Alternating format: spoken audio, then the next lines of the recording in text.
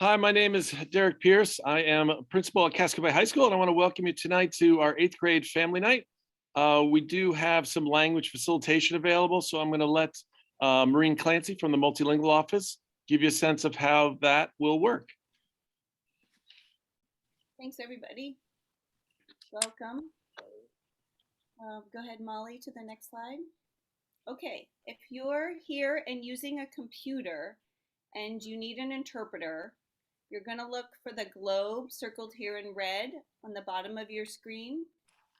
You're going to click on that. You'll see a list of languages. Pick the language you'd like to hear. Then mute the original audio, and you should be good to go. Next slide. If you're joining us from a phone, you're going to be looking for the More button circled here in red. Tap the More button, then tap Language Interpretation. Select the language you'd like to hear and click Done or Save. Tonight we have available Portuguese with Juliana. And these are the Portuguese slides. Go back one, please, Molly. So Portuguese on a computer.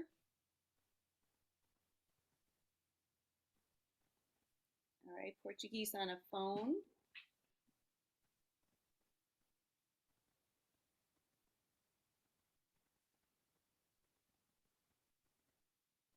Okay, next we should have French.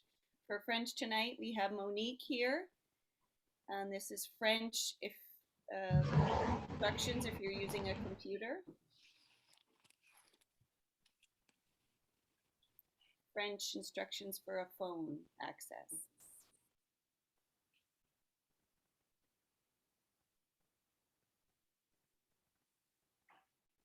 Okay, next we should have we don't have Spanish tonight, so we'll skip that one. And we have Somali. We have Mahdi here for Somali. Here's instructions for Somali using your computer.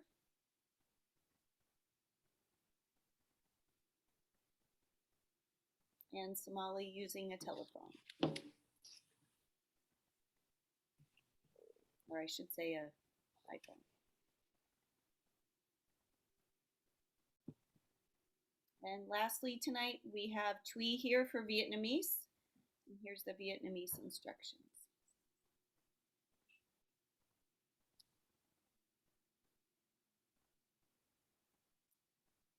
And Vietnamese for your phone.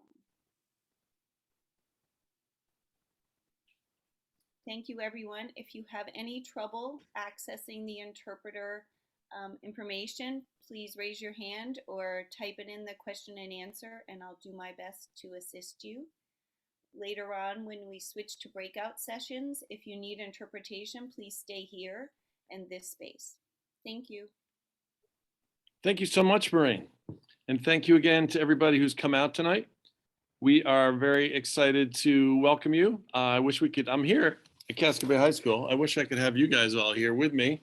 But given that's not possible in the current conditions, we are excited to tell you a little bit about who we are and what we're about as best we can in a webinar format over the next hour and a half or a bit.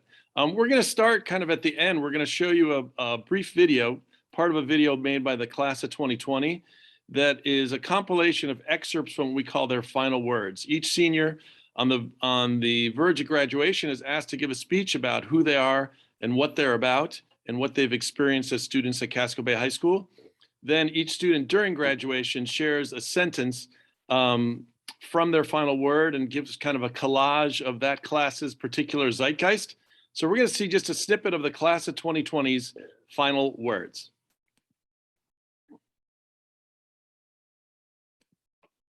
I realized that growth and empathy and gratitude aren't just parts of my personality. They're parts of my heart, my soul. Thank you, Casco Bay, for being the best place for me and teaching me how to become a better person. Moving forward, I want to bring this love and peace into the world now. I love all the friends I made here in Casco Bay, but my home is in the West and the Four Corners are calling to me, and I can't ignore that pull. Throughout high school, I've learned that in order to succeed, you must accept failure. I did something right. Say I have become Independence, African American, Muslim woman, the image I aspire to be. Faith and folly. That's all you need in life. People change, and I can't let that stop me from enjoying my life. I have finally realized that despite my anxiety surrounding the idea of completeness, I have accepted myself for who I am. Casco Bay High School is not rigid and stagnant like the check boxes and imaginary schools I created. It is moldable, movable, transformable, and so am I. I'm not the same person I was freshman year, but maybe that's a good thing. Maybe it means I can be even better. I think what makes Casco Casco is the teachers. Instead of waiting for Prince Charming to save me from a dragon, I decided to slay it myself. You are your worst enemy. It's negative thoughts that are holding you back. Nothing else.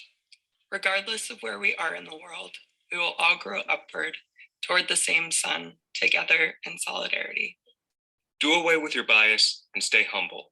For once you do that, you see people for who they really are. Performance became a part of me that I didn't know was there before the beginnings of high school. And it is an idea that I know I will explore for the rest of my time on this earth. Thank you for letting me be myself these past 4 years, in all the forms I've taken. I'm a free bird riding an endless wave. I understood it just like my dad. I was a giver and a servant to life and art. That was a problem solver and a lover like my mom, and I'll always have people to help me through it. This class of 2020 is stronger than any other class with the most willpower I've ever seen. As time changes for all of us in the future, just know that my love for you guys will never falter. Throughout my high school career, I've learned more about myself than I could ever imagine. It's made me into a better person, a person I can be proud of. Casco Bay High School is such a one-of-a-kind place, especially to know that everyone who's gone there will make a change in this world. My appreciation for this school is still indescribable. You deserve to be loved, not only by others, but also to be loved by yourself. Casco has helped me become someone that is not afraid to use her voice to promote justice. I am not afraid when I am preaching for climate justice or teaching a panel about LGBTQ rights, because I have given it my complete devotion. We have the power, just as strong as our humanity, to overcome any words or experiences that are meant to cut us down. The hardest part for me will be coming to terms that I will never see the faces I usually see whenever I walk through those doors. Always accept help from whoever gives it to you. Independence lives through me and within me. Peace and show. In the end, Casco didn't save me, but it did something so much better. It showed me how to save myself. Thank you, class of 2020. So again, my name is Derek Pierce, and I am very proud to be the principal here at Casco Bay High School as we enter our 17th year. I am going to tell you a little bit, give you kind of an overview of the fundamentals about Casco Bay High School, and then we're going to get to hear from some students about what they're experiencing right now in their curriculum, and ultimately some teachers and parents as well. We'll be together in this format for a little over an hour, about that. And then we'll break in for some breakout rooms where you'll get a chance to be in smaller groups and ask questions that may be on your mind of our students and teachers and maybe even some parents. So once again, welcome to our presentation.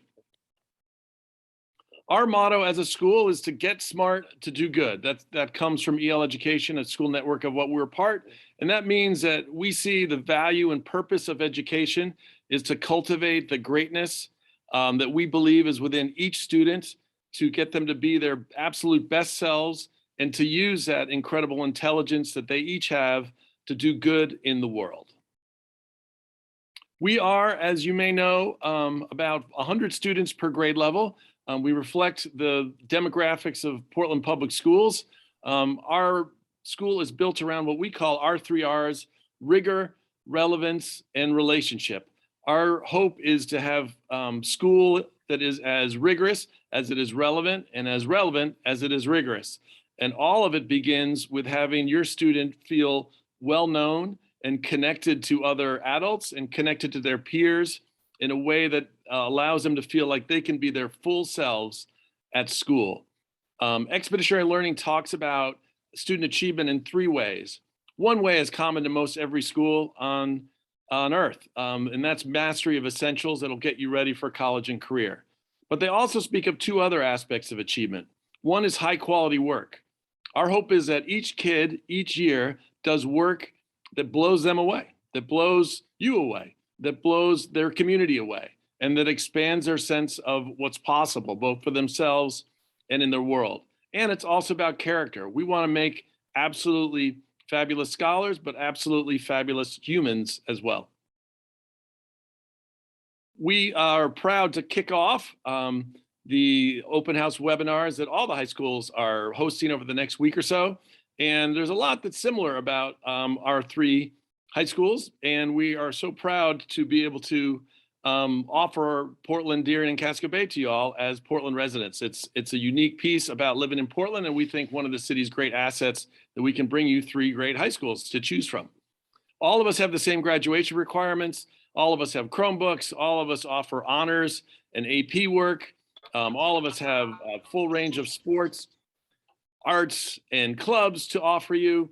There's tremendous student diversity as reflected in all Portland public schools, and we're all committed to fulfilling the Portland promise. So you have three great choices before you. The challenge is to figure out what is the best fit for you and your family. And we hope these events over the next 5 or 6 weeks will help you get there. So what's distinct about Casco Bay High School? First of all, it's our faculty. We have one of Earth's great faculty.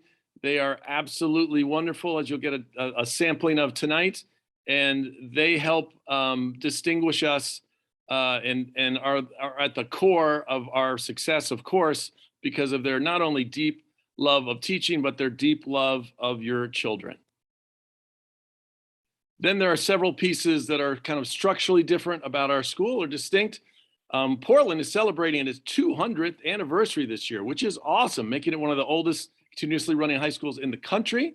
We are but in our 17th year. We can just hardly start going to our movies. We're in our 17th year. We are a small community as well. We are intentionally small with the hope that we can get to know your kid incredibly well and to use that knowledge to customize what we do to both capitalize on their strengths and address their needs.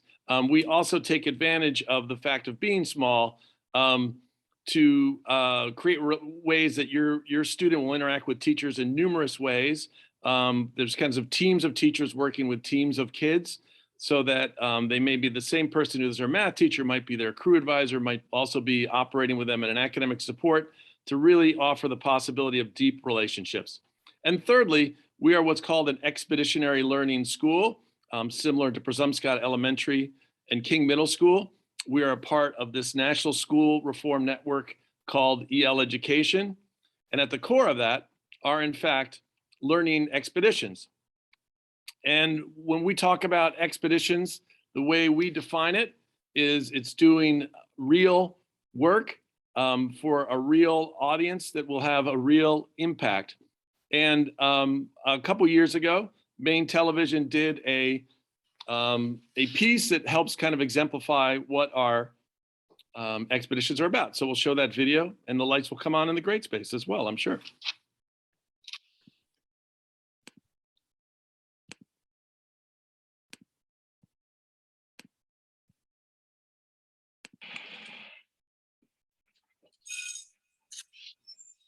From the outside, Casco Bay High School doesn't look all that different from any other school, but then you see the catapults,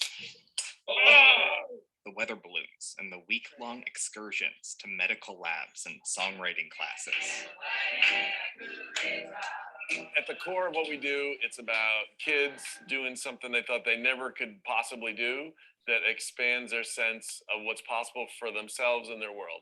So we do that by challenging kids to complete these long-term interdisciplinary, what we call learning expeditions or long-term projects that involve kids doing real work for a real audience. Those long-term projects are called expeditions. They're months long, and in each one, students study a single topic like racial justice or Portland's waterfront.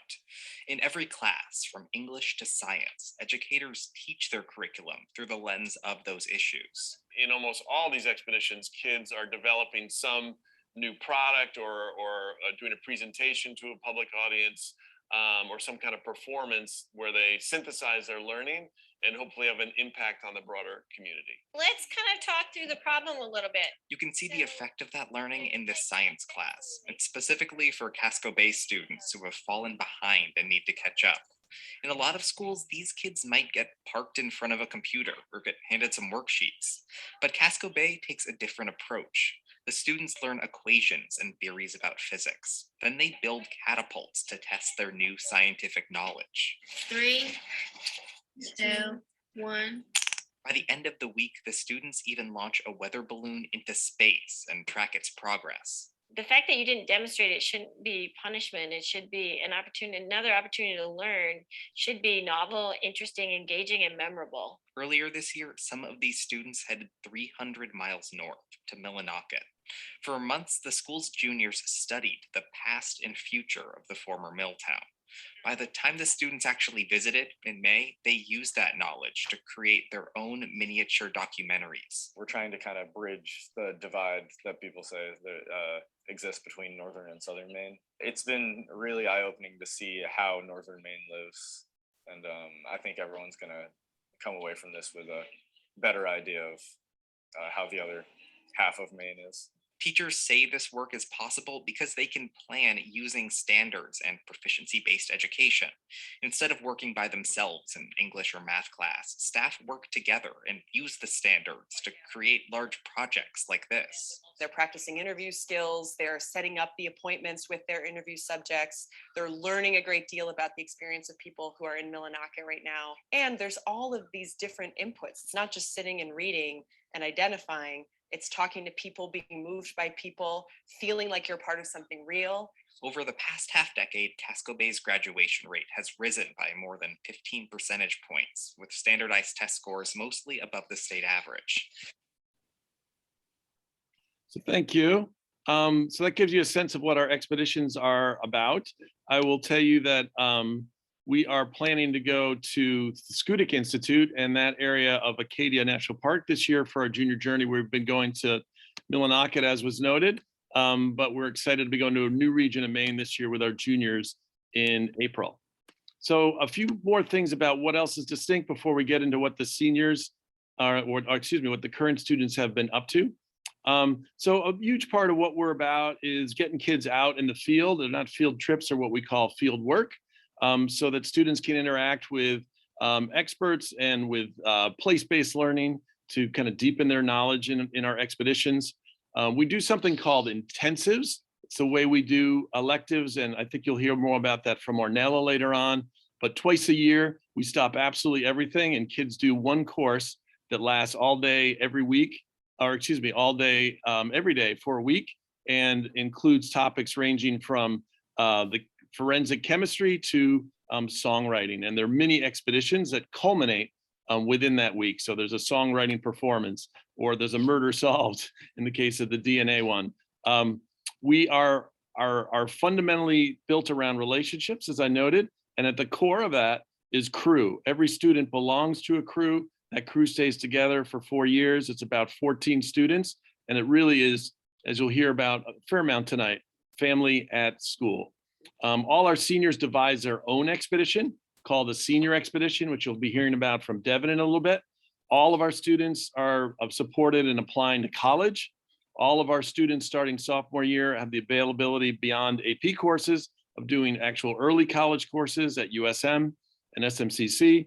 And every year, particularly as we start to have a bit more freedoms than we did last year, post whatever phase of the pandemic we're in now, we have overnight experiences, pandemic willing, but we're able to do that this fall with our seniors, and we'll be doing it again in the spring with our sophomores and juniors in ways that abide by district safety requirements, but give kids the chance to really not only learn together, but live together meaningfully.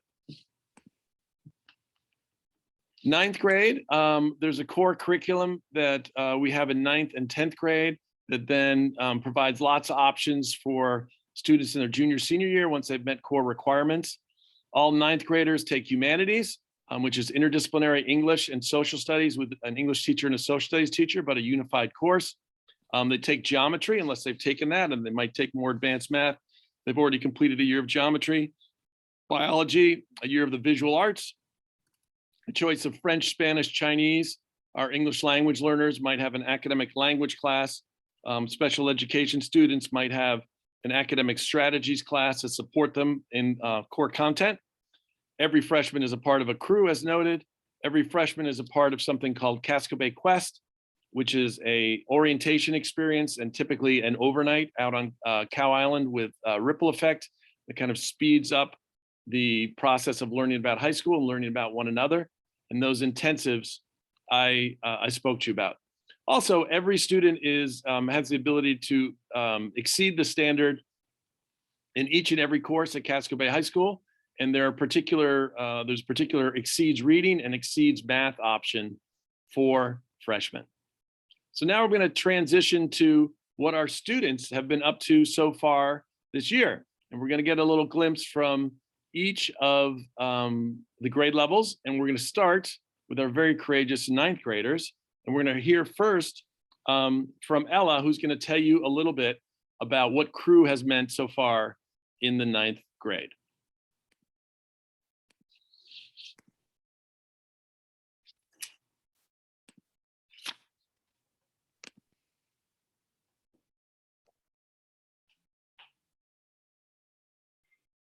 Ella, are you there? This is a lovely quilt that I can tell you that the ninth graders have met, or ninth graders made as part of their We Are Crew opening expedition. Ayana, are you there? Yes, I am. Could you tell us a little bit about ninth grade crew while we try and find Ella? Yeah, so in the ninth grade so let me start my video. So we started our first expedition, which was We Are Crew. And one of the projects was to make a quilt. So every student made their own quilt square. And in the end, for each crew, we put them all together and created one big piece. Awesome. And yeah, and you will see some of the particular squares that were created in that quilt. And could you say a little bit about the freshman and senior buddy crew relationship? Yeah, so each freshman crew is also assigned a senior crew. So basically, yeah, they're called buddy crews. And what we do is we do like a lot of activities together, and the senior crew kind of helps the freshmen along, kind of teaches them about school, basically their guides. And yeah, that's awesome. Pretty much it. And Ella, are you there and unmuted? And is there anything you want to add in talking about freshman crew? Yes, I'm here. Yeah, freshman crew has been really awesome, especially being first year in high school and having the older high schoolers to help us through the first few weeks was really nice and show us around. Thanks, Ella. Yeah, good group. And Ayana, will you talk about the expedition you guys are working on currently and what's coming up for you all? Yeah, so in the ninth grade, we have been focusing on the expedition called We Are on Indigenous Land. So we started this expedition with a kickoff. All the ninth grade crews went to Presumpscot River in a way of appreciation to the land we live on. And after the kickoff in social studies, we began to build background knowledge. We learned about Wabanaki life before European contact, and then how European contact affected Wabanaki peoples in the past and present. In English, we read a book called The Winter People. This book helped us understand more about Wabanaki culture and the oppression they have faced. Wabanaki peoples have stood against genocide, racism, and oppression. And through multiple classes, we learned about how they resisted this oppression. In visual arts, we created silhouettes of plants and animals native to Maine. We created these based on examples of artwork created by Indigenous peoples. Then we filled our silhouettes with our own unique symbols that every student made. And finally, to end the expedition, we used everything we learned to create a children's book. So every student chose a topic they were interested in the most. And in social studies and English, we worked on our children's books by researching, writing, and illustrating. And actually next week, every ninth grader will travel to an elementary school and read their children's books to third, fourth, and fifth graders. We will show them what we learned and use their books to spread the truth that we are on Indigenous land. So I have my children's book right here, and I'm just going to read to you the last page of my book, just as an example. So we have the book, and then everybody has to illustrate it too. So my last page is, the place now called Maine is filled with big towns and long roads. There are many people living here, the descendants of European settlers and the Wabanaki peoples. There are less forests, the rivers aren't as clear, but the Wabanaki peoples are still here. The responsibility for the people who live in Maine is to know the history of what happened, of how Maine's land changed.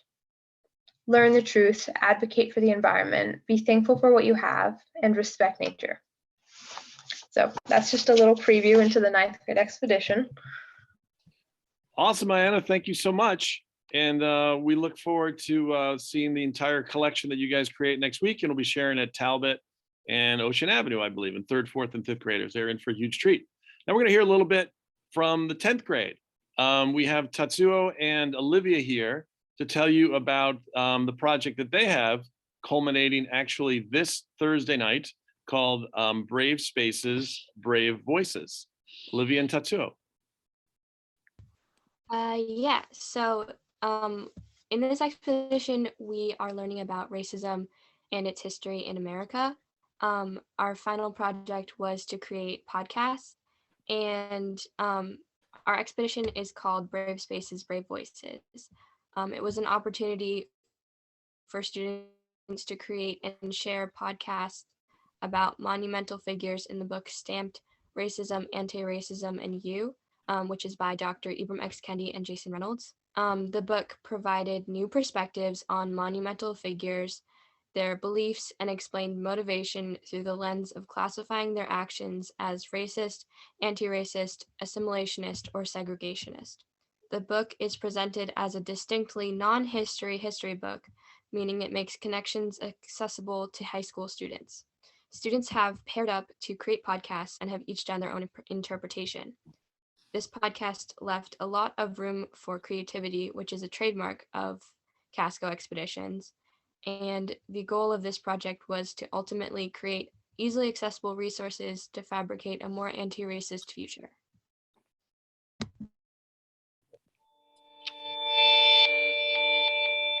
Hello, and welcome to our Brave Spaces podcast.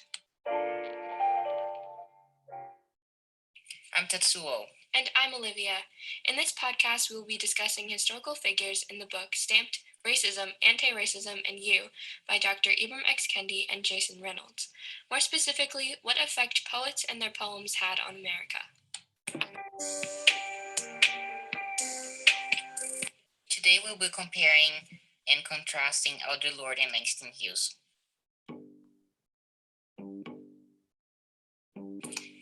Do you know anything about Audre Lorde? No, tell me more about her. She was a poet who wrote mostly in the 70s and 80s. Here's an excerpt from one of her many poems, Echoes. There is a timbre of voice that comes from not being heard and knowing you are not being heard, which is noticed only by others not being heard for the same reason. What was that poem about anyway? Her poem is addressing not being heard and being marginalized as a Black woman living in America. That's a powerful message. Langston Hughes was also a poet. Here's a famous poem that he made. I too sing America. I am the darker brother. They send me to eat in the kitchen when company comes, but I laugh and eat well and grow strong. Tomorrow I'll be at the table when company comes. Nobody will dare say to me, eat in the kitchen then. Besides, they'll see how beautiful I am and be ashamed. I too am America. I love that poem. What do you think it was talking about? In this poem, he talks about discrimination in America. When he says to eat in the kitchen, he's referring to white people making him unimportant and alienated. When there were Jim Crow laws, they had to stay out of the side of the road and white people. It sounds like they both use poetry to combat racism. They're both incredible. Let's learn a bit more about them and how they impacted the anti-racist movement here in America. That's all you're going to get. You got to come Thursday night to Brave Spaces, Brave Voices to hear the rest of their 11-minute podcast. But thank you, Olivia and Tatsuo, for giving us a taste of what the sophomores have been up to with their anti-racist podcast, which we, it may be clear, are meant to be kind of a compendium to the book Stamped. And we hope will be used by students nationwide who are studying that book, because it provides student-friendly, deeper understandings of figures that are referenced throughout that book. Do we have in the house our juniors? I don't see them as of yet. Bacher or Sophia, have they made it? If you are in the audience, raise your hand. I can see one hand raised. So Ms. Myers will promote you. So we're going to go to the seniors for a second. And then we'll come back to the juniors. Devin Shaughnessy is going to tell you a little bit about what Senior Expedition is about and what she's been up to. And then we'll go back to the juniors. Awesome. So Senior Expedition is basically our huge capstone. It's like the final expedition that we do at Casco Bay High School. And the prompt is essentially where a passion meets a need in the world. So some people are doing reproductive rights or transformative justice. I have a friend who's doing her expedition on sustainable beekeeping. It can be anything, and it's super open for creativity. So it's a 2-trimester long expedition, and in the first trimester, you do intensive research about the problem and about already attempted solutions. And in that process of researching, you do an interview with an expert. So one of my friends interviewed the author of the book that she read in her English class in the process of her research. And she got some great information from that. And we come up with ideas to contribute to our own slice of the solution. And so in the second trimester, in our English class, we work on like a tangible, long-lasting action. And so my topic personally is promoting global education in the world language and the ELL classroom. And my slice of the solution is I'm collecting a bunch of original data from around Portland Public Schools, and I'm presenting it to the language vertical team, which is a group I'm a part of administrators, world language teachers, and students who are interested in improving world language education. And I'm also trying to see if I can write an article to get this data out there. So a lot of people will be doing their culmination at the Changemakers Gala on January 20th, which is an event from 3 to 7 p.m. where people give their capstone presentation. And some people will be presenting in their crews. It's awesome. Thank you very much, Devin. I think actually we'll go to Sophia and Bacher next, and then Nella will come back to you to talk about intensives.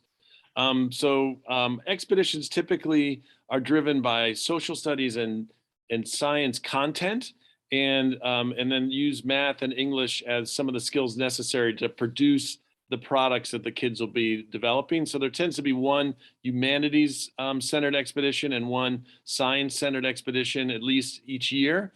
And Sophia and Bacher are going to tell you about a junior expedition that's centered around chemistry. Yeah, I'm gonna go. So we talked about food sovereignty and how the Penobscot people are being impacted by the laws that doesn't allow them to fish or that makes dams impacts, and how LD 1626 is supporting and not supporting the Penobscot Nation.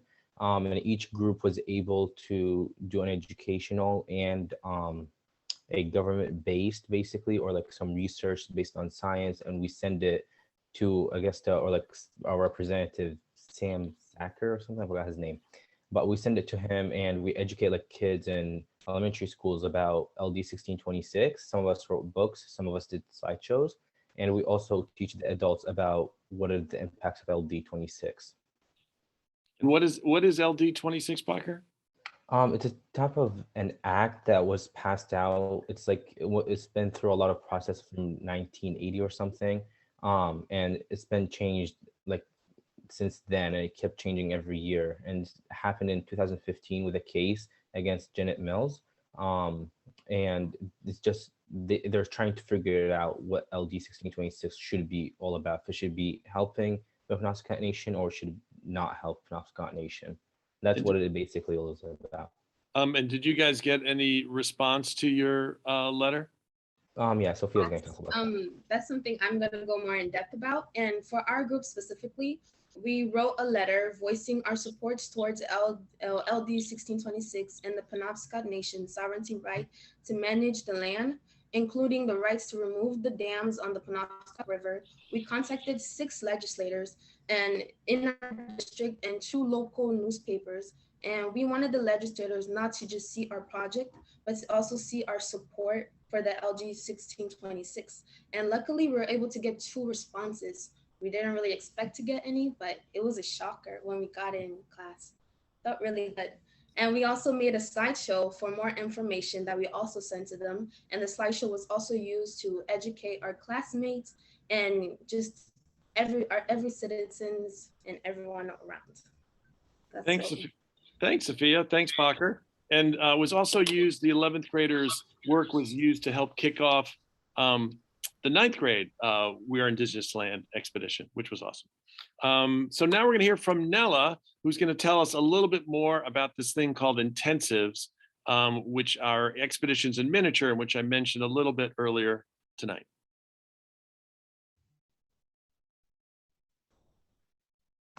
Hello, my name Yeah, is Nella. Nella. I'm in school too, Mr. Pierce. So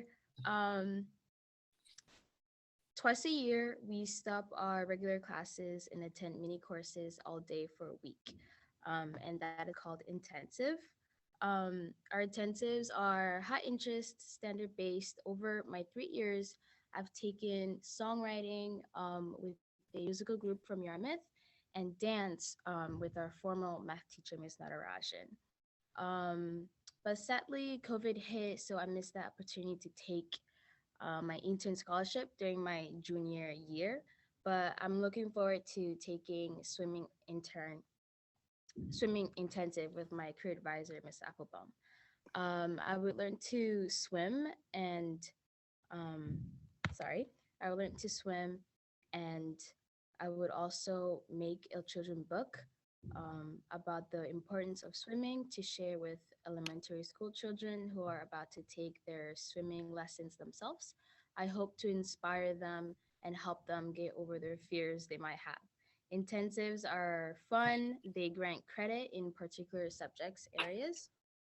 Like swimming will give me a PE credit. They let students from 9 to 12 get together to accomplish something. We see our teachers in a way and they see us in a different light as well. Some intensives offer this winter include beat making, the chemistry of candy, where you get to make candy yourselves, fiber art, forensic chemistry, the history and politics of food, and BA analytics, which I think is related to math, trash to art, and winter sports. Thank you. Thanks, Nella. We're excited. Intensives happen right after winter break and then again before April break. So I'm going to, now that you have a sense of kind of what we're up to right now, we're going to talk a little bit about how we're doing overall, how we've been doing over the last 17 years. There's a lot of ways to look at that. And, you know, the first and certainly one of the more important is traditional measures like standardized test scores, like graduation rates, dropout rates, college going rates. And in all those ways, Casco Bay has exceeded typical expectations, including on things like classic measures like the SATs. We have a higher than state average graduation rate, a much lower dropout rate. And our sense is that if our kids are engaged in meaningful work, if they feel like they matter in a community, that good things are going to happen with those traditional measures that we know are super important. We've also been fortunate to have a lot of praise from even national organizations. We've won regional prizes for educational innovation. We were recognized as the first school of opportunity for our excellence in advancing equity, the first school in Maine to receive that honor, and one of 6 nationwide in 2019. We are a lead school in the EL Education Network and have been a proud member for 17 years and have been acknowledged as one of Maine's top high schools by organizations ranging from niche.com to US News and World Report. More importantly, our teachers and our students are happy, and they feel like they belong here and they feel like they can bring their best here. We have had on teacher surveys, 100% of staff agree on a survey for 2 consecutive years that staff at the school do whatever it takes to help students achieve, because that's at the fundamental core of our success is teachers who believe in students' greatness and are willing to do what's necessary to help them achieve their particular genius. And our sense is that if students are happy, they're more likely to work hard and exceed to their highest capability when they feel comfortable in the school and they feel comfortable with their teachers and peers.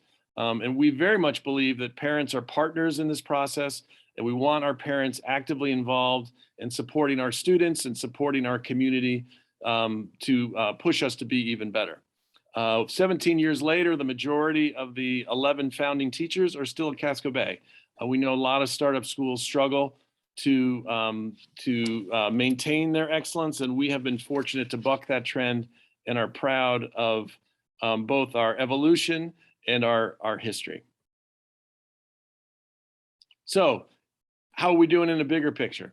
Casco Bay students are supported to be their true best selves. Next Wednesday, we will end our first half of the school year with a winter solstice in which every student will have an opportunity to share gratitude for gifts that they've received from our community.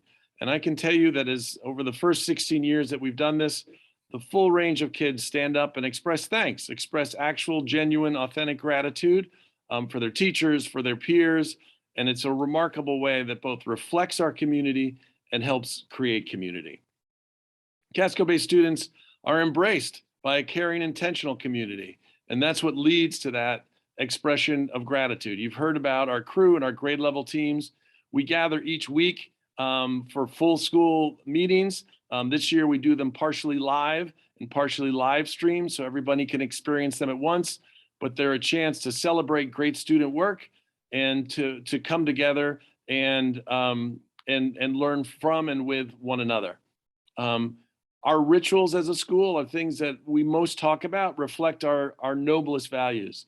Each time a student, for instance, is accepted to college, which we will be doing this for the first time at the school meeting this year, tomorrow, Wednesday, we will end school meeting with a moving on up, where a student, we play the Jefferson's theme song, if you remember that, old folks in the audience, and students get to be wildly celebrated by their peers and climb a ladder and throw their pennant up, indicating that they too are college material and worthy of a standing ovation in our community.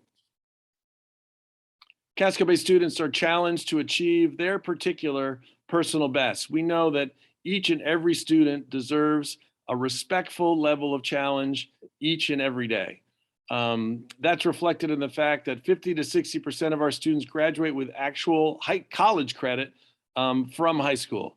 And it's demonstrated in the culminations, which you've seen demonstrated tonight, where each student is pushed to take on a complex project that has no ceiling and which will push them to do work that doesn't just matter for class, but matters to the world.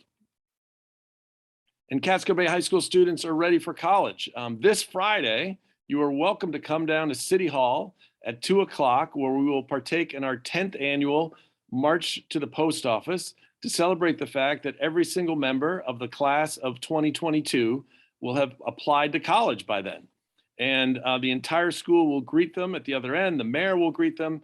The USM president will greet them. to celebrate this milestone and the fact that they're getting ready for this monumental next step in their lives, whether it's college and career.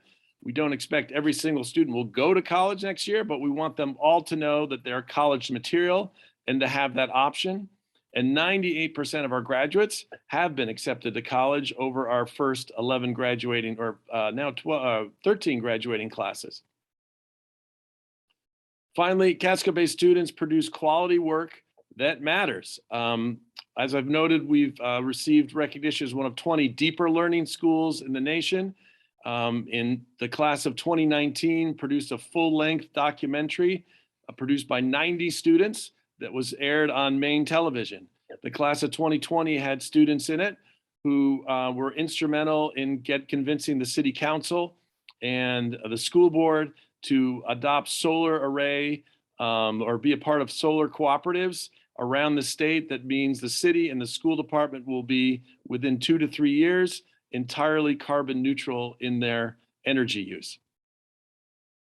Next, we're going to show you a world premiere video that has been put together by 2 videographers to give you kind of a full picture sense of what it means to be a Casco Bay High School student.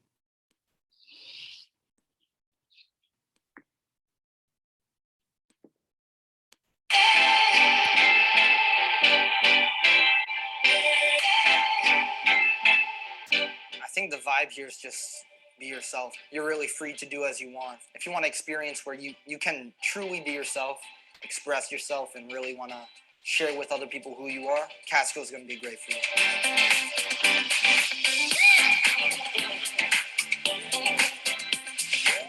Crew for me is like the heartbeat of the school and of my practice. It's the anchor for me. It's kind of always what I come back to. Each student has a group of 14 students that they watch out for and watch out for them, that it's a really important connection. There's a question about a class or an activity or something that's going on in their personal lives, they have that person that they can go to connect.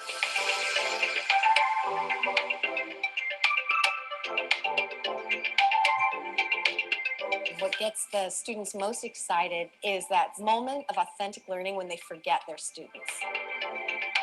Our freshman year, we went kayaking at Cow Island. I think it was like half a week long trip with our crews. You get to bond with the people around you. You come back and you feel like a great sense of trust with these kinds of people.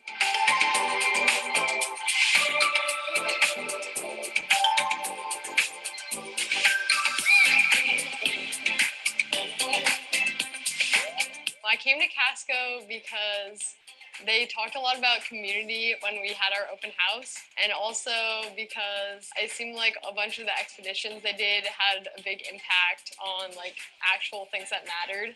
I wanted to experience that. An expedition that we have in 9th grade now called We Are on Indigenous Land. And the first time we did that, students worked really hard, developed projects, developed mini lessons, and then went to local elementary schools to teach young students about Wabanaki history and Wabanaki culture. They saw that this was an opportunity for them to take action to make the world around them a better place. And I think they get really, really amped for that.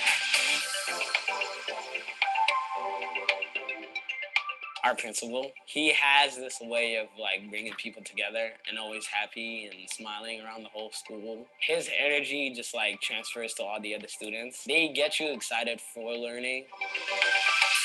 It's less like you read a textbook and answer questions about that, and more like class discussions. There's a lot of communicating with your group and learning as a group.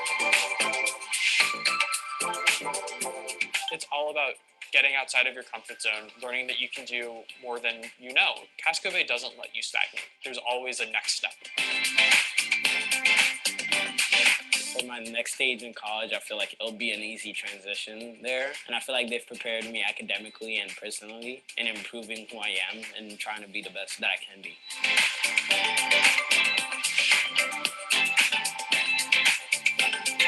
Being a part of Casco Bay means looking at what's happening in the world and working with the students on keeping hope alive. So I would say if you're interested in learning in authentic ways, you're interested in participating to the solution of big problems, if you are somebody who wants to get out and about and talk to the people who are most deeply involved in these issues, this is a great school for you.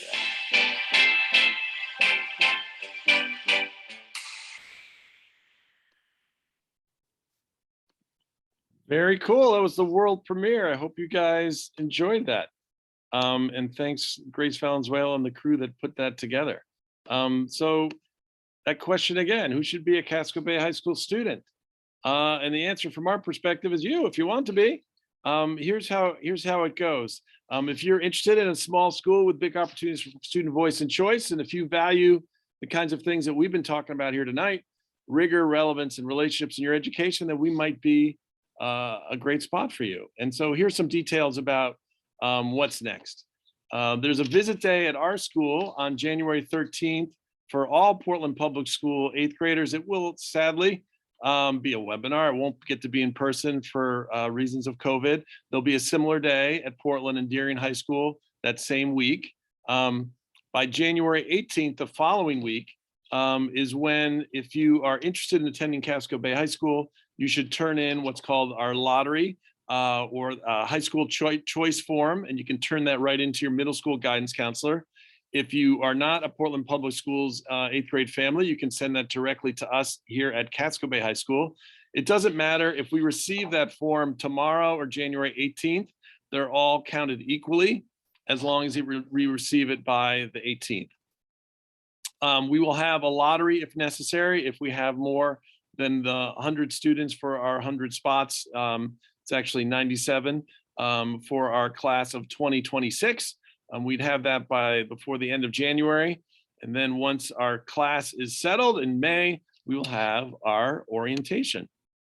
So thank you for listening to all of this information. I'm going to give you kind of two more speakers to hear from tonight to give you a sense of from a different perspective about Casco Bay High School. And the first we're going to hear from is Andy Abrams, who is a senior parent and one of the co-heads of our parent advisory group to talk about parents at Casco Bay High School. Thank you, Mr. Pierce.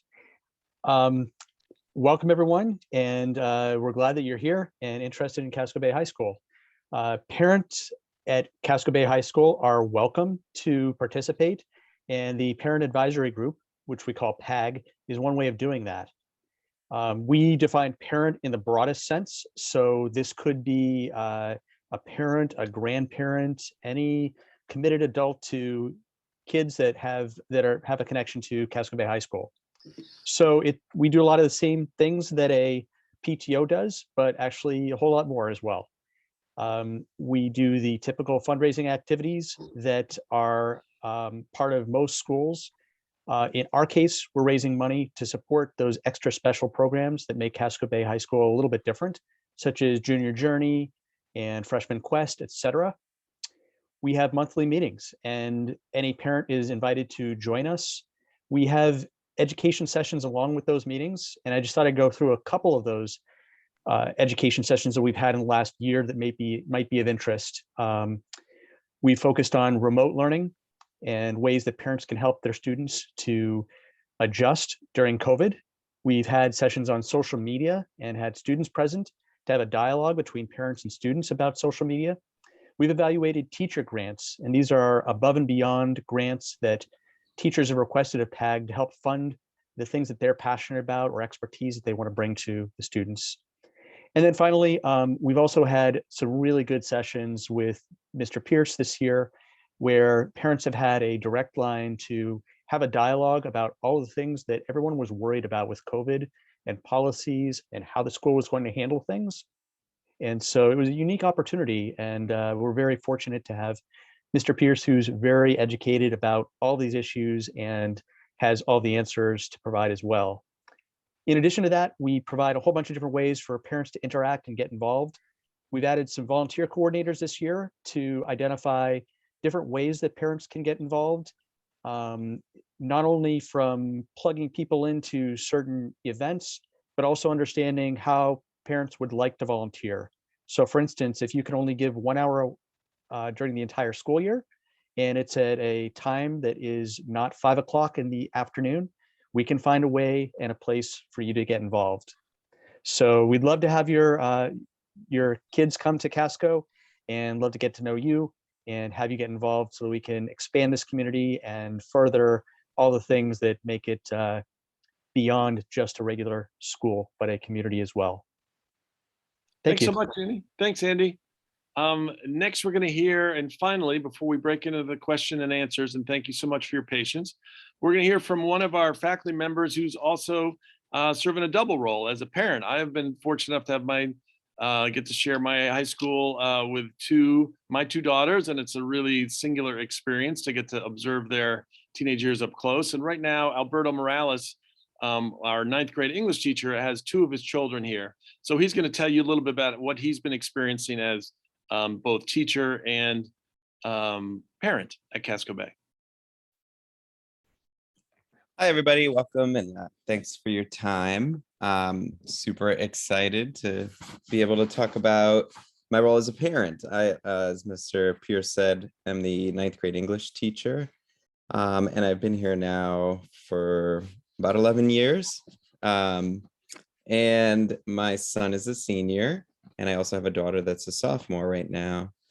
My senior son is getting ready to move on to new adventures. And I think for me, one of the biggest things that I have really appreciated in the 4 years of my son's education is that he has really felt very comfortable. It's become a place that's like another home. You can see him walking around the school. He says hi to everyone. He knows every teacher. He has conversations with everyone in the building, custodians, the lunch ladies. And it really feels like another home to him. And I know that my colleagues know him well and take the time to talk to him, to get to know him well. And they're looking out for him, and they're looking out for opportunities and adventures and activities that they think would be right for him. And I know that my colleagues are doing this all the time with all the students at our school. I think it's a unique thing to have a school of 400 students where you can realistically know every single kid, know their name, and know them pretty well, and for sure know your crew really well. So I know that Silvio has really connected with his crew in the 4 years that he's been there. He really appreciates all the different personalities, and it is like a family away from home, a school family that really supports him in all that he does. I really appreciate, talking to a teacher when she calls me over and tells me about something she saw my son doing in class, and then thinking, hey, have you heard about this opportunity? It's just a really special thing to know that, and I know that happens in many places, but having been a part of this school for long enough to have seen many students go through, and then have my 2 oldest here, it's really reassuring, and to know as well that they are going to push in the right ways and know that line of what's their comfort zone, and then push them to get out of that comfort zone and to try different things. And I think having those relationships gives the teachers that leverage to do that, to push a little more than maybe would typically happen at a place where you see a kid, in your class, but then maybe don't interact with them all the time, the rest of the week and the day. So I think that has been what I have appreciated the most, is that it really has been a second home for my 2 oldest. Thank you. Thanks so much, Alberto. And thanks for that reminder that at the core of great education is love. And that's what we're trying to bring to each and every kid every day. And we know good things happen when we start there. So now we're going to transition into our question and answers. And the way it's going to work is I've put in the chat, you'll see a link to the agenda. If you haven't hit the agenda, and in the agenda, there are links to breakout rooms set up by alphabet. And so you'll see links for families with last names A to D, another group E to H, third group I to L, M to P, Q to T, and U to Z. If you are with a language facilitator, we're going to ask that you stay here. Otherwise, folks can start heading to those discussion groups, and you will find students and staff there to answer your questions and anything that may happen. So thanks so much for coming. You can head off to the discussion groups now. And if you have any questions, stay on and we'll help you get there. But you should find the link in the agenda.